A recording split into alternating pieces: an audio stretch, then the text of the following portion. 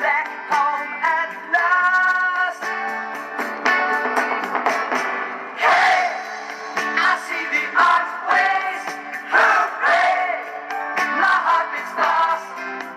Oh my, I see Colac home at last.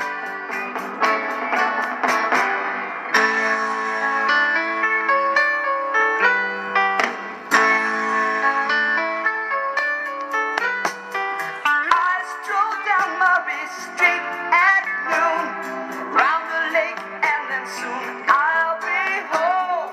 I have traveled far and wide, been dazed by city lights.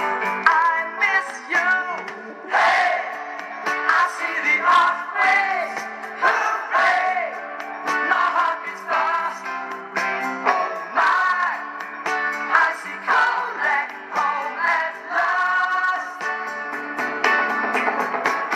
Hey, I see the Otways, hooray! My heart beats fast. Oh my, I see Colac home at last. Hey, I see the Otways, hooray! My heart beats fast. Oh my, I see Colac home at last. Hey, I see the Otways, hooray! My heart beats fast. Oh my, I see Colac home at last.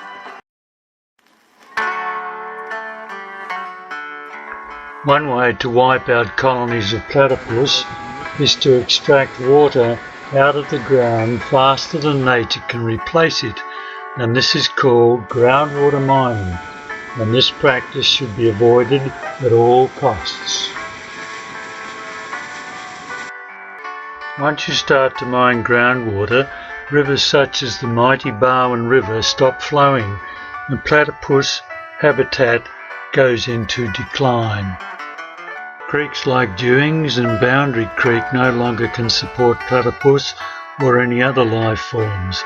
There is either no water, or the water is of such poor quality nothing can survive. Groundwater mining must be stopped. Wetlands change dramatically from being healthy, thriving ecosystems to dry, toxic wastelands, producing acid and heavy metals in abundance.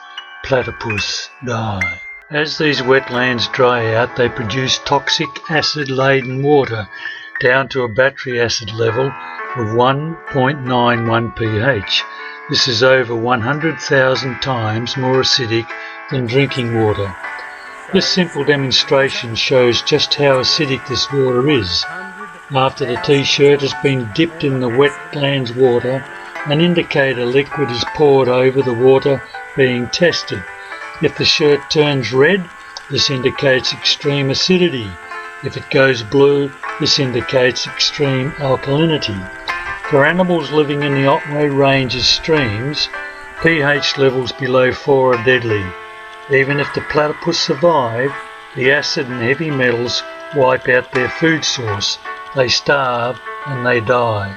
This indicator liquid measures down to pH of 3, and it is shown as red.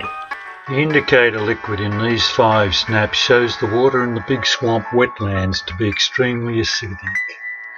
However, if groundwater extraction was to stop and allow the aquifers to recover, there is every chance that one day in the future platypus will return to this area of the Otway Ranges. But unfortunately, in the meantime, as the Big Swamp wetlands continue to dry out, they become susceptible to fire, and this section of the wetlands is brewing up the next generation slug of toxins of acid and heavy metals that will be flushed through the Barwon River catchment and seep into and contaminate the aquifer below. These last few snaps show the impact groundwater mining has had on these wetlands. Originally, each of these diverse sites was saturated, teeming with life and covered in water all year round. Groundwater mining has to stop and the platypus be given a chance to return. The Victorian State Government Department of Environment, Land, Water and Planning have found that for 100% recovery of the depleted aquifers in the Gellibrand and Jurangamite groundwater management areas, it will take at least 309 years.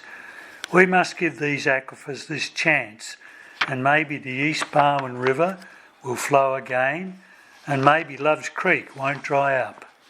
The best way you can help is to sign 2 petitions, an official one to the State Government of Victoria for Victorian residents, and an unofficial one at change.org.